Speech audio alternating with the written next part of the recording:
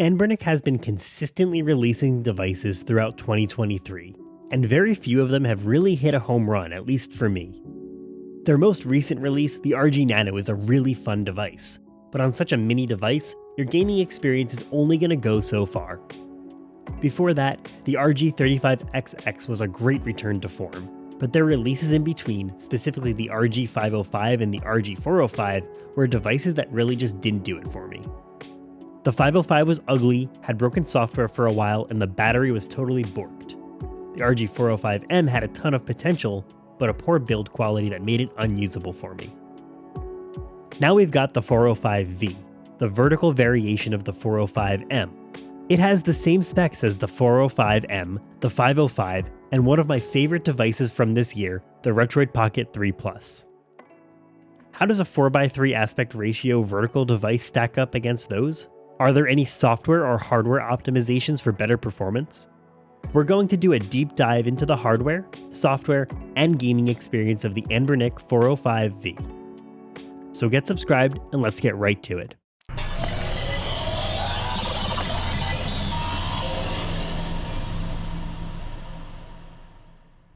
This video is sponsored by TomTalk.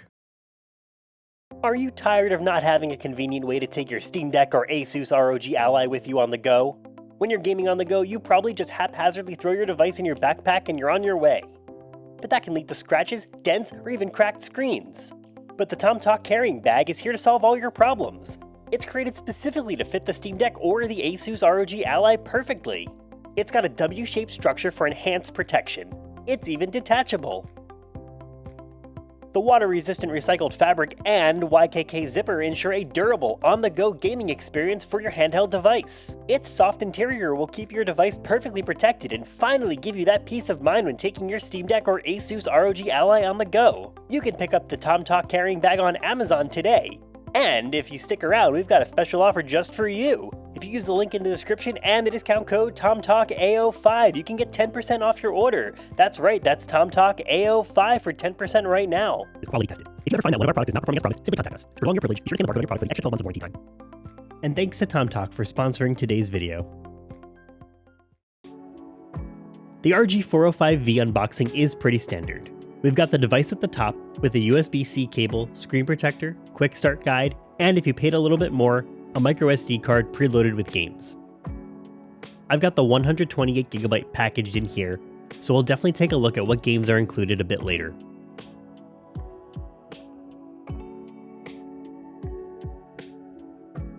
The device itself is chunky. It is big and bulky. I mean, compared to a DMG Game Boy, it's surprisingly nearly the same size, in fact, a little bit bigger. I've got the wood grain style model here, just because I couldn't resist, but it also comes in transparent purple and gray. It definitely gives the device a unique look compared to some of the standard colors we usually see for these handhelds. Picking up the device, immediately what stands out is that there are kind of these built-in grips on the back of the device, and first impressions are actually pretty great. Spec-wise, the RG405V has a 640x480 4-inch IPS touchscreen, a Unisoc Tiger 618 CPU, a Mali G52 GPU, 4GB of RAM, 128GB of internal storage, and a 5500 mAh battery. This is the same exact chipset that's found in the RG505, the RG405M, and even the Retroid Pocket 3 Plus. But what really sets this device apart from the others, at least spec-wise, is the addition of active cooling. The back of the RG405V has an area reserved for the fan, which could potentially result in being able to push this device a bit farther than the other Unisoc Tiger 618 processor devices. Pricing for the RG405V is actually pretty impressive. The bare-bones 405V without an SD card comes in at $138. If you add in the 128GB card, it will cost you $153. And if you want the 256GB card, that will run you $168. Compared to the RG405M, that starts at $168 with no microSD card. The RG505 starts at $158, also with no microSD card. The 405V even beats the price of the Retroid Pocket 3 Plus, which comes in at $149. So this is a pretty competitive price for Anbernic, even against itself. The controls for the device include the classic Anbernic D-pad, which always feels great. It's very bouncy and it doesn't feel like there will be any problems with accidental presses. For the ABXY buttons, although they're super ugly and I really wish they weren't the Famicom style buttons, they do feel really good. In between the D-pad and the ABXY buttons is a combo home and back button, which feels like a natural placement.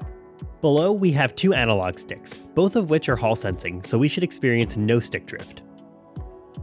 Underneath the analog sticks are the start and select buttons, which both feel fine. Moving to the back of the device, we've got the L1, L2, R1, and R2 triggers. I'm just generally not a fan of triggers on vertical devices, but these do feel nice and big, so maybe they'll be alright. On the left side of the device, we've got a shortcut button and a microSD card slot. On the right side, we've got a volume rocker and the power button. At the bottom is our headphone jack, and at the top is the USB-C port for charging or transferring games.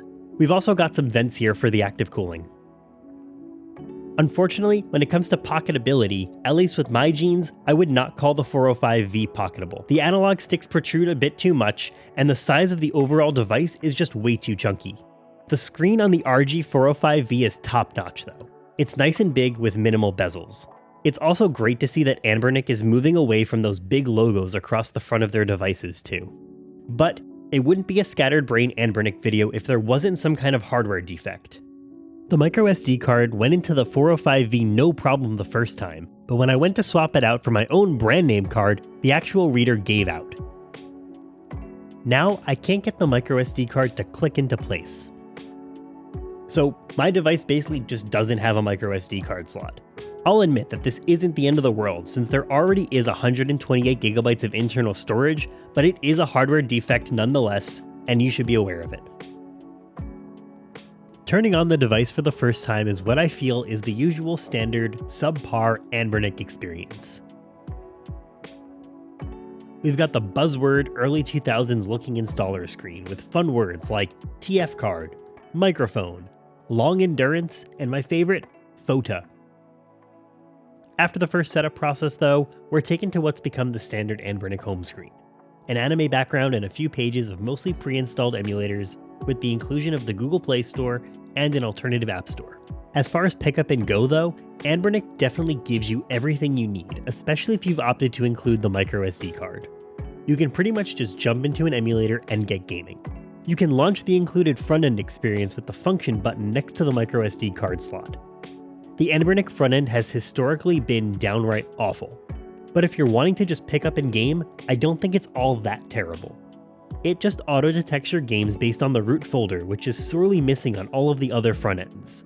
It's not perfect by any means. There's hardly any customization, the buttons are extremely unintuitive, and it's really strange that GameCube and Wii are combined into one system. While I definitely recommend getting a different front end, if you prefer not to tinker, the Anbernic one is just fine.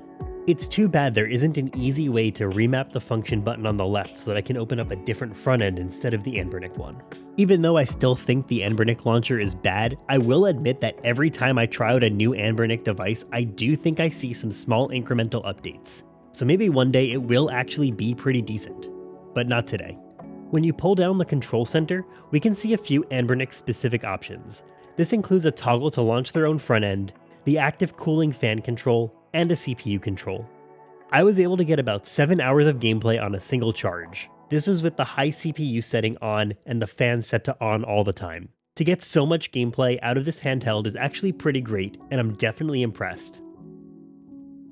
It's not cool that Anbernic does include the Drastic emulator on here for free though.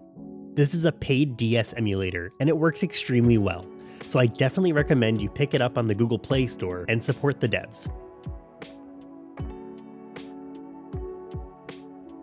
Even though the out-of-the-box experience is pretty decent, tinkering is half the fun. I went with what seems to have become the standard front-end launcher, Daigisho. It's simple enough to set up and easy to use. I like how easy it is to swap between what emulator games should launch in, especially because a lot of the standalone apps that are pre-installed on the RG405V are just simply not as good as RetroArch.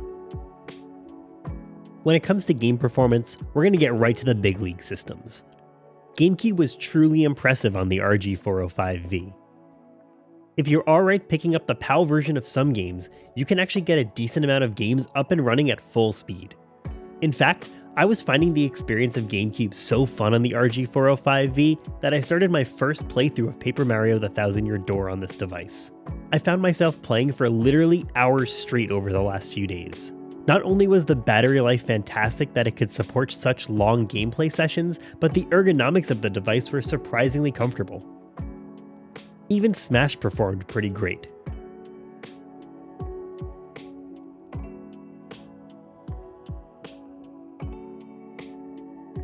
I was having graphical glitches with Mario Kart, but you can actually see that now it's running and looking great.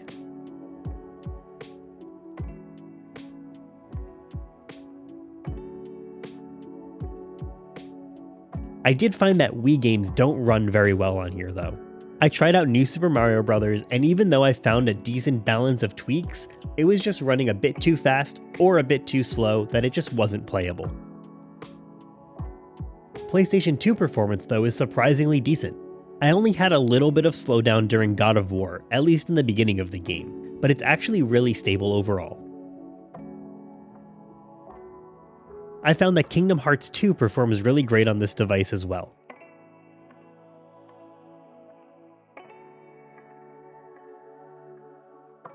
I did run into issues when it came to Snake Eater though. It actually does play at full speed, but I saw a lot of slowdown during cutscenes and graphical glitches during gameplay. Both of those were fixed by toggling either between OpenGL and Vulkan, but neither solved both problems, so you have to keep toggling between the two. For me at least, that's not really a great way to experience this game, so I wouldn't really consider it playable on the RG405v.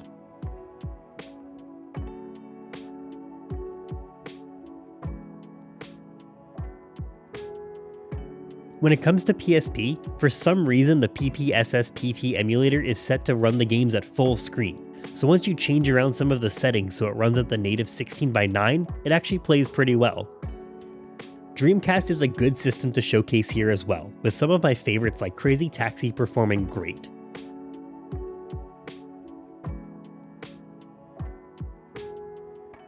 NBA 2K, which is a more difficult game to emulate usually, has no issues at all on this device.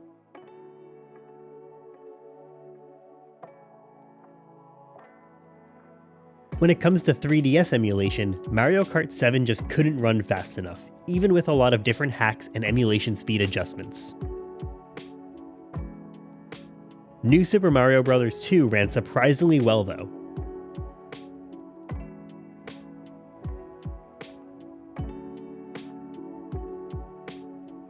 Nintendo DS is also a fun experience, as long as you're not relying on something too touchscreen heavy. New Super Mario Bros. Runs incredibly well on the RG405v. And so does Mario Kart DS.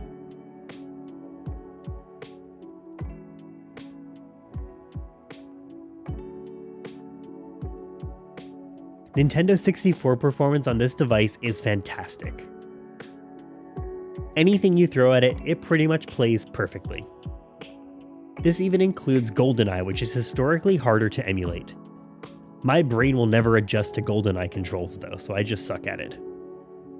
Pokemon Snap is another game that's usually really difficult to emulate, but the RG405v plays at full speed, no problem. And of course, your standard N64 games like Mario Kart 64 and F-Zero run with no problems whatsoever.